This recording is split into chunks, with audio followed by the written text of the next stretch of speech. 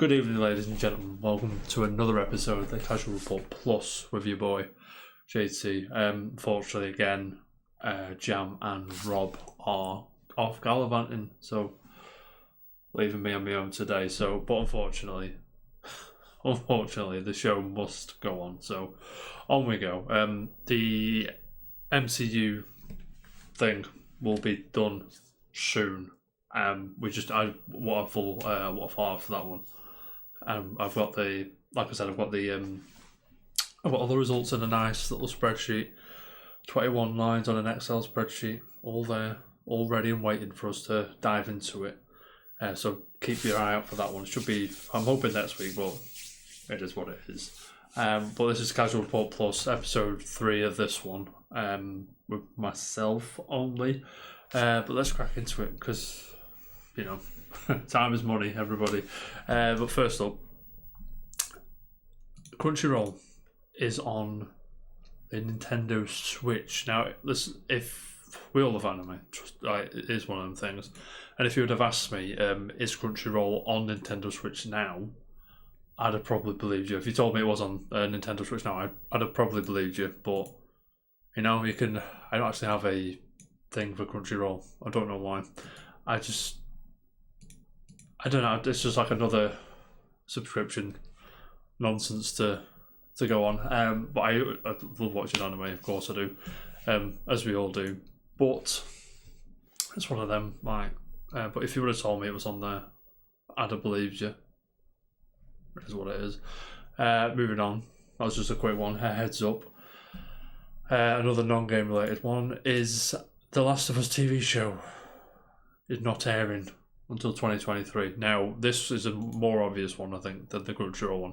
The Crunchyroll one was here or there, but Last of Us premiering in 2023, it doesn't strike me as surprising, because there was no sight of a trailer anywhere.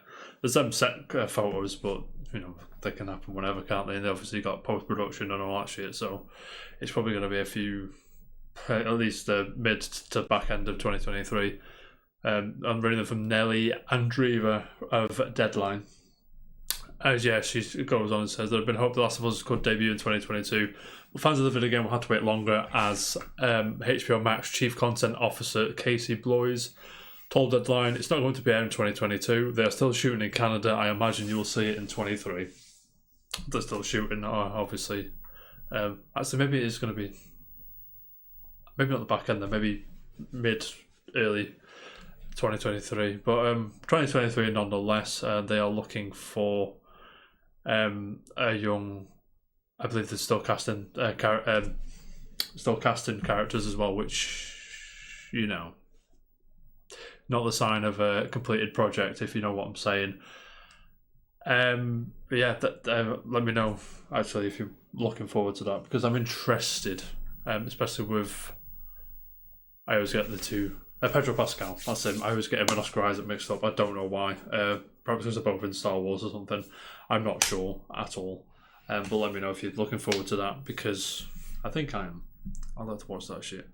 And last but not least, for the it is gamey really, but it's not gamey, it's more adaptation of gamey. Do you know what I'm saying?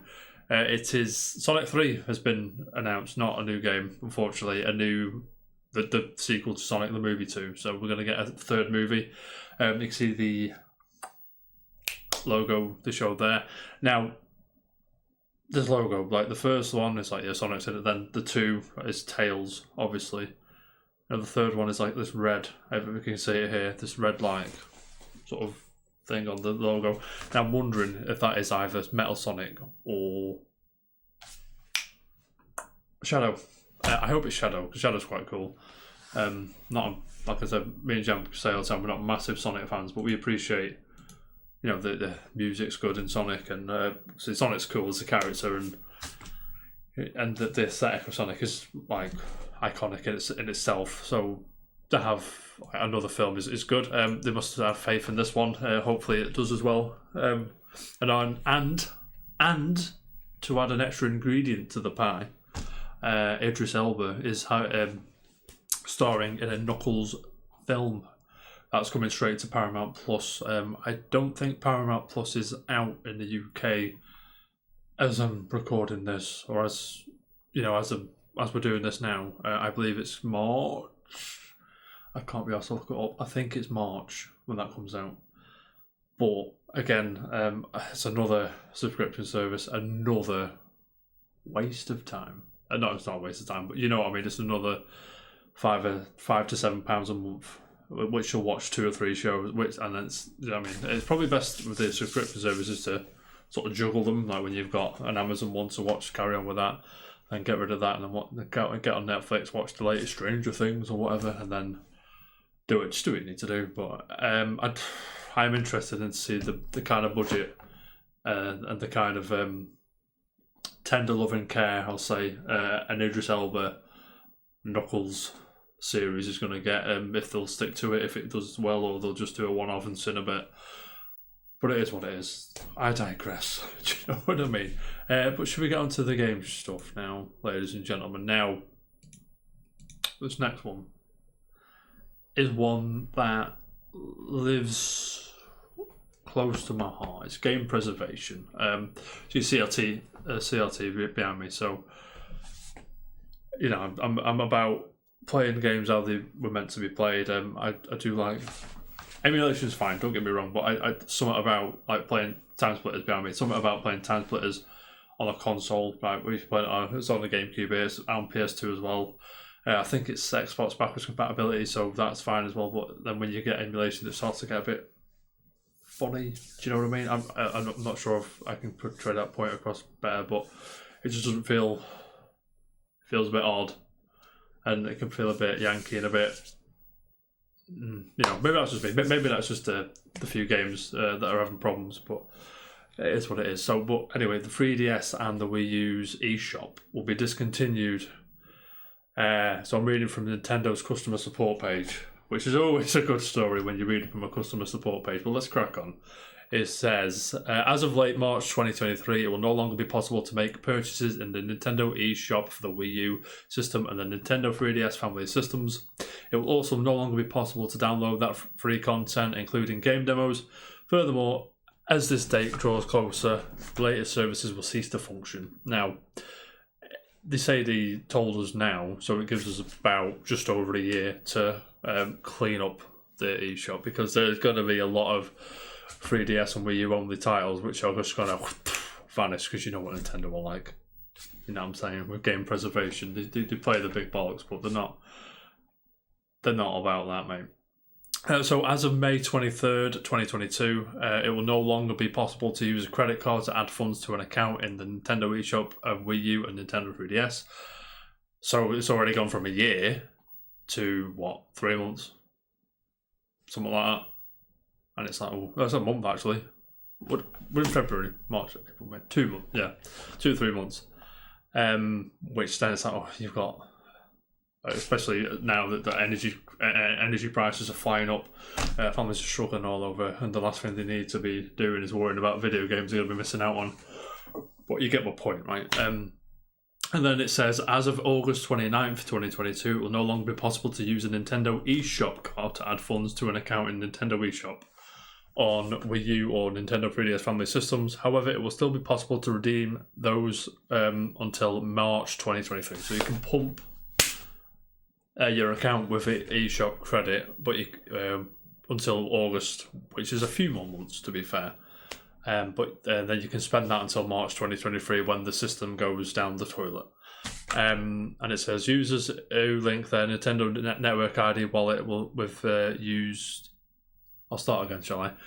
Users who link their Nintendo Network ID wallet used with Wii U and 3DS family systems with a Nintendo account wallet used with the Nintendo Switch family systems can use their share balance to purchase content until March 2023. So, I mean, the swings and roundabouts, to be fair.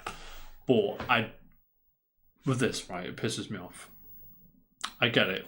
From a business standpoint, it's not cheap to keep these servers open. It's not cheap to keep all this in the cloud open, because you've got to pay all the servers and the maintenance and stuff like that. I get it, right? 'Cause I imagine it's not worth the time or effort.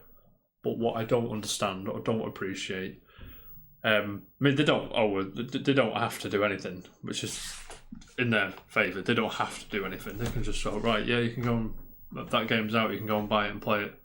You buy it off eBay for 300 quid or whatever and play it. Because you imagine the prices of these games are going to shoot and skyrocket as like they're already starting to creep up. I've noticed when I'm going to these retro game fairs, they're already starting to trickle north, if you know what I'm saying. There's a few, especially some Persona games are like 80, 90 quid already, so you imagine you take the shop away, they're going to fly up even further. You got a few of the games stacked behind me, I don't know if you can see there.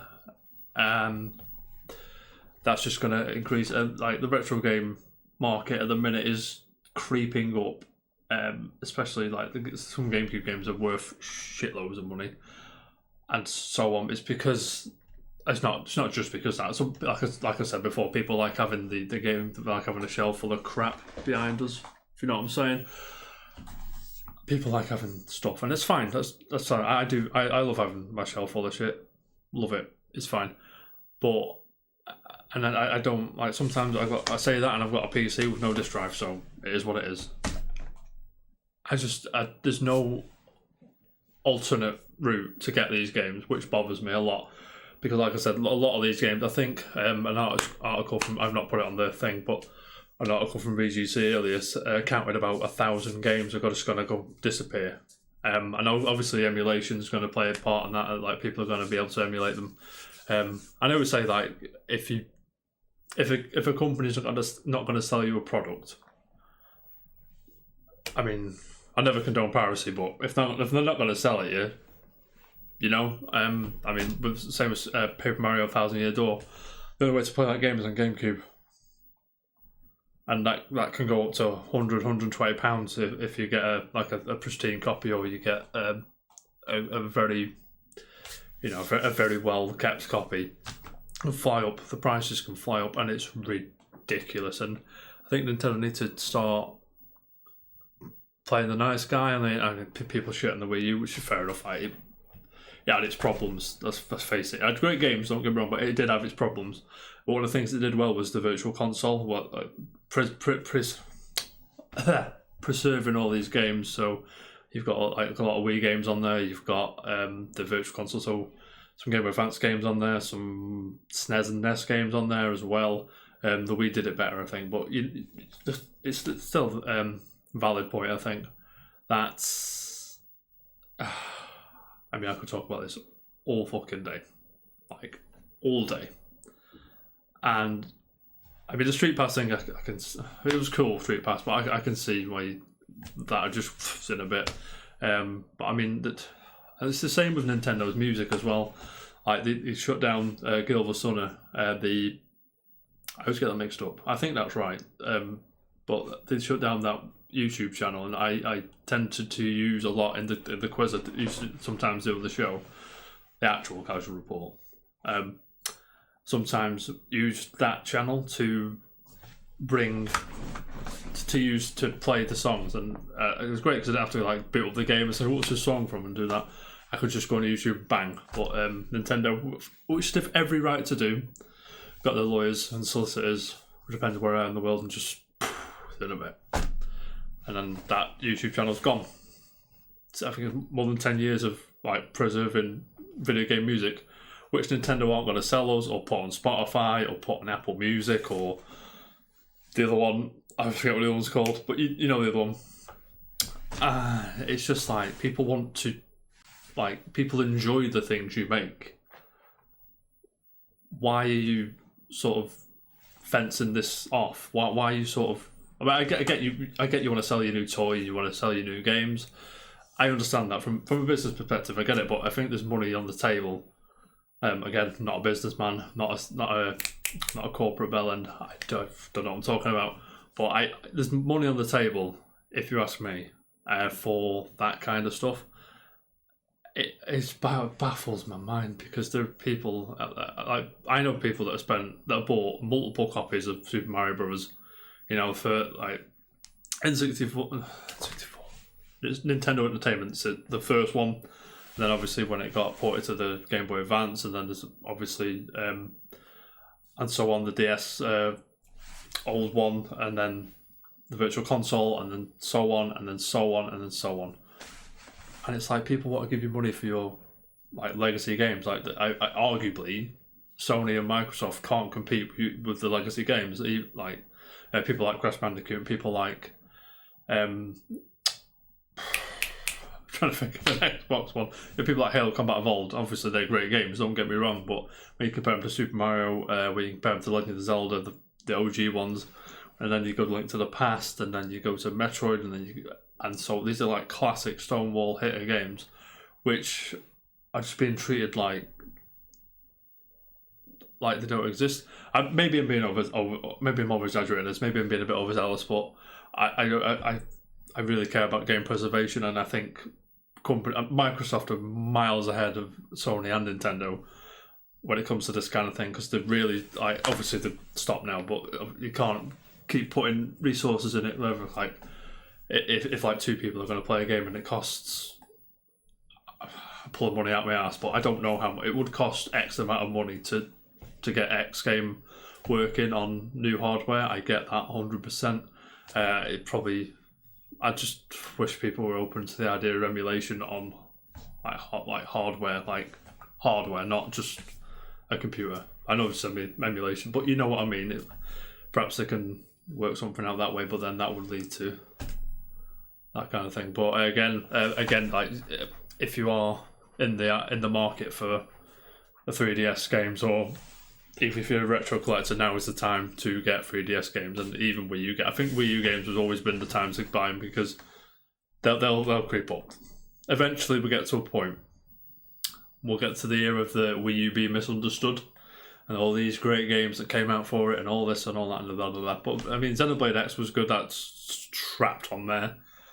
But I think most of the other stuff is on the Switch, which is good. But that was good. But then, like, the Switch was doing numbers, and it was an easy way to fill in gaps between games on it. Like, so because Wii U always put, it's not a copy and paste job. Don't get me wrong, but it's just like, oh, it's quicker than making a new game from scratch. Is what I'm trying to say.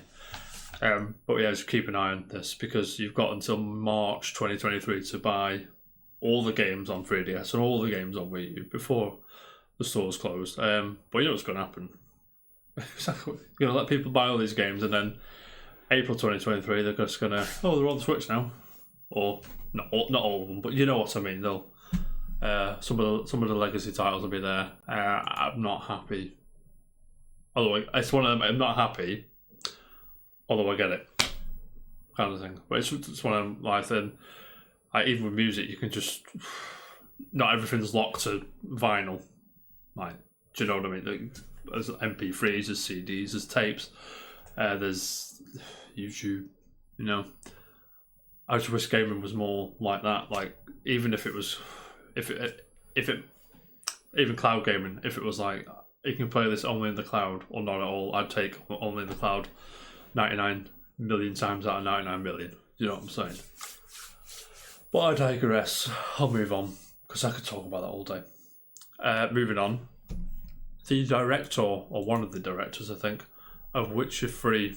I'm reading from Danielle Partis of GamesIndustry.biz. It's a Cyberpunk and Witcher 3 game director launches new studio, Rebel Wolves. Bum, bum, bum. Now, Rebel Wolves. It's a former CD Projekt executive, not a director, sorry, executive, I do beg your pardon. I'm going to write this on screen somewhere, because I'm going to butcher this name, and I'm sorry. It's Konrad Tomaskiewicz. That wasn't too bad, to be fair, but it's written somewhere here. I don't know where I'm going to put it, but yes, the team is made up of industry talent with experience spanning several titles, including the Witcher series, Cyberpunk 2077, Thronebreaker, and Shadow Warrior 2. Tomaskiewicz spent 17 years at CD Projekt, most notably serving as director, I knew I read it somewhere, as Witcher 3, and head of production, secondary game director on Cyberpunk 2077. Rebel Wolves is working on its debut game, which is Tomaskiewicz tells GamesIndustry.biz aims to become the holy grail of computer RPGs. Sign me up, Conrad, mate, because I'm in. We're proud of past achievements, but we're hungry for more. Tomaskovich says, we want to experiment, push the envelope, discover new ways for telling stories in the video game medium. We felt that starting a new company where we call all the shots will give us the freedom to take the necessary risks to fulfill these ambitions. Yeah, I believe quite a lot of these studios get top heavy with executives who don't know what they're talking about, for lack of a better phrase. I'm sorry, you know what I mean. It's sort of like people sat around in suits, like not enough artistic vision, if you will, is in these studios. So you started to see this a lot. As Vince Zampella, he fucked off. He's back with EA now, but he fucked off from Activision because I assumed the same thing. But yeah, I mean, I'm looking forward to seeing what the gentleman comes up with, because Witcher 3 one of my favourite games of all time. Cyberpunk 2077, the jury's still out one. I'm not giving it the time of day. You all know why. But these Rebel Wolves could be fresh. Could be a fresh game. I'm looking for. It's going to be fresh. I believe it's not going to be made in a vacuum or anything. I think they're going to be like full of ideas, and they seem to know what they want to do. There's a bit of concept art. I'll try and grab that and put it by my face. But I think he wants eventually up to 80 employees. I'm not sure how many they've got now, but I think they're on the way to getting that many people in and working on this project, which doesn't have a name yet. I don't believe, and it. I mean, I can't wait. Like, I'm all about a chunky RPG, so we'll see. Moving on, Skull and Bones. Now, for those who are 5,000 years old like me, will remember Skull and Bones from E3 400 years ago, I believe. It feels like 400 years ago. I think it was like 2015, 2016, something like that. I'm not going to Google it, but it was a long time ago. It was a nice trailer. Like, the director come out with the walking stick, and he looked like a cool dude, and he was talking for this pirate game. Like, I think Assassin's Creed 4 just come out, and that had the pirate. That's very heavily based on ship combat, I believe. I've not played the fourth one, but from the trailers and the footage I've seen, it's very heavily based on like ship combat, and Odyssey and all them lot had that kind of thing going. And I think this stems from that, from what I understand. Again, I think this game has been in development trouble. I don't think they really knew what they wanted the end goal to be for this game. So the long in development pirate adventure is still due out in Ubisoft next fiscal year, which is April to April. So April 2022 to April 2023. It'll be out then. They said a few other games were out as well, but this one caught my eye a lot because Skull and Bones has now been delayed countless times since its announcement nearly 5 years ago. I was right. 2017. Whatever. You know what I mean. This is Andy Robinson from VGC. So speaking during Ubisoft latest earnings call on Thursday, CFO Frederick Duguay, I think that's right, provided an update on the game's new direction since it was internally rebooted in 2020. So it was announced a bit like Metroid Prime 4. So announced, started, bang. And I'm not sure if they started again from scratch, but it was, I think they reused assets maybe, I'm not sure. It's a very promising new IP focusing on multiplayer first, so very consistent with our strategy to bring multiplayer competition and co-op first in a big open world with a great attractive fantasy. He said, that is Frederick Duguay. Yeah, I always look at this game, like, pirates are cool, but I believe this is going to be another one of Ubisoft's famous, or infamous I should say, live service attempts at trying to make a few quid, and they had the one I've forgotten what it's called, with the I'm not going to sit and remember it, but you know the one I mean. It was on Epic Game Store, I think, free game as well. I think it's been on PlayStation Plus, and I can't remember what it's called. Doesn't matter, but it's going to do me in. Anyway, when Skull and Bones was first announced, it was described as a game in which players could explore the Indian Ocean either with friends or by themselves in a single-player campaign. I think what I'm reading the tea leaves here, ladies and gentlemen. They've yanked the single-player mostly stuff, and they're just gonna, do what they have to do. But don't do what they have to do. They're going to turn it into a live service model and shove it down their throats. But it is what it is. I mean, I'm only into live service games when they're free, and then they pummel you with crap. Because I'm like, if you're gonna shove shit in my face and try and get more wedge out of me after I've just spent 50 quid or 70 quid in some cases, I don't like being nickeled and dimed. But if you're gonna give me the game for free or part of the game for free, you know what I mean? I'm nickel and dime me all you want, because I know you got to keep the lights on.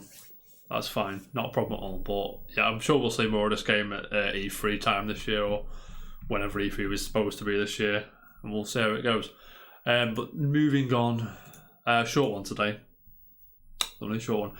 So I'm reading from George Yang at IGN. It says EA admits Battlefield 2042 failed to meet player expectations, blames Halo Infinite and COVID. So our resident PlayStation super fan expert Jam, he's into Battlefield a lot. He's really looking forward to this game, and I think even he'd admit that it came out a bit half baked. I believe he'd admit that if I asked him, which I might ask him on Tuesday. Remind me on if he's back. But we'll carry on. It said EA has reportedly admitted that Battlefield 2042 failed to meet expectations of our players in an internal meeting, and blamed the failure of the game on factors such as Halo Infinite's launch and then going COVID pandemic. And that's interesting to mention Halo Infinite, because that launched the multiplayer free of charge. Like, didn't need Game Pass. I believe you didn't need Xbox Live Gold or anything like that. You just jumped in, away you went.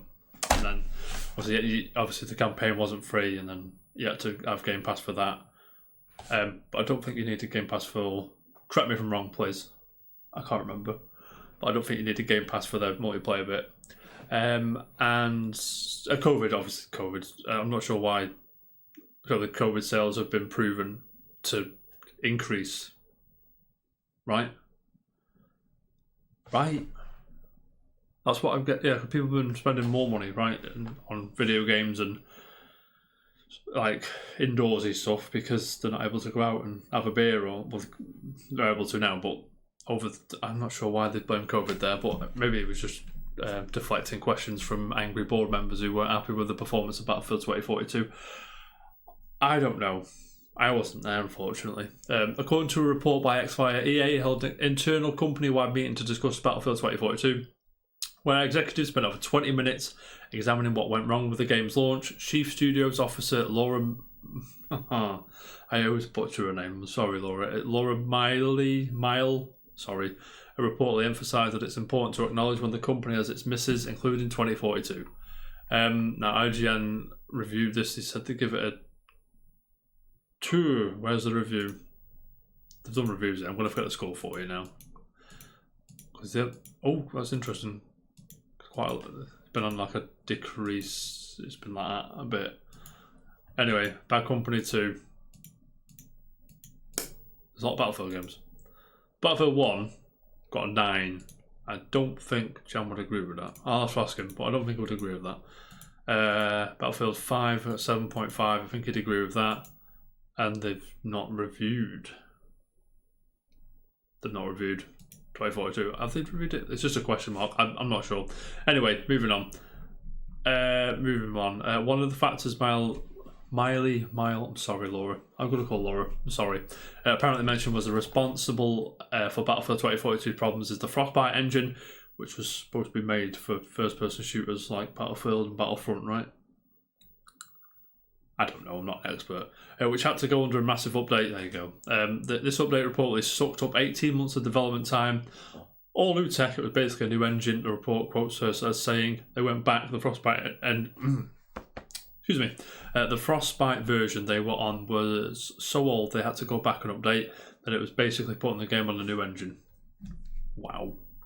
I'm sure that's their fault, right? Not because the Frostbite team would be doing their job and maintaining the quality of the engine, when I'm not sure if the different teams or whatever. Miley also apparently spoke about the work from home environment as a result of COVID-19. Actually, I didn't think of that. Yeah, we say a lot that I always think that in a creative space you'd be better off with the. I suppose it doesn't work either way, because you can have Teams chats and video calls and conferences and things like that. But I always thought when I was at college and uni and stuff, when I was doing grade school, I always was better when I was in the classroom surrounded by creatives, not at home Do you know what I mean? You know what I mean? And I can see what she's saying now, to be fair. Impact development cycle mid-through. She reportedly said, add up all this new innovation, all the ambition of the new project, and then you add a global pandemic halfway into the project, where the game teams had to work from home. We ended up with more new variables in development than we ever did and experienced before, which, I mean, that's fair enough for the COVID thing, actually. I've changed my mind. After the Battlefield beta last summer, players provided feedback on bugs and other areas of the game. While early impressions were positive, later mock reviews prior to launch revealed that the game had more bugs than expected, which is always the case, isn't it? I mean, some of these games are massive, and then they get like mock reviews, and it's like, oh god. And then it goes out into the wild, and then more people play the game, and then obviously more people are playing, more bugs are found. It's just a way of life. And yeah, so I'm not sure why. So it goes on, so compared to Halo Infinite, Battlefield 2042 wasn't as polished, so EA reported believes players had a more favourable view of the former, which again was free. Well, the multiplayer was free, I should say. You could buy the campaign. Now, Battlefield. I know, like I said, I love Bad Company 3. I've not played Battlefield.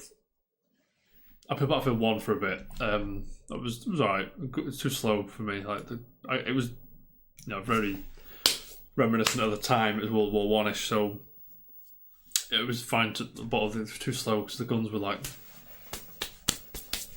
bang, and then so on. That's what it felt like. It wasn't that slow. Don't worry.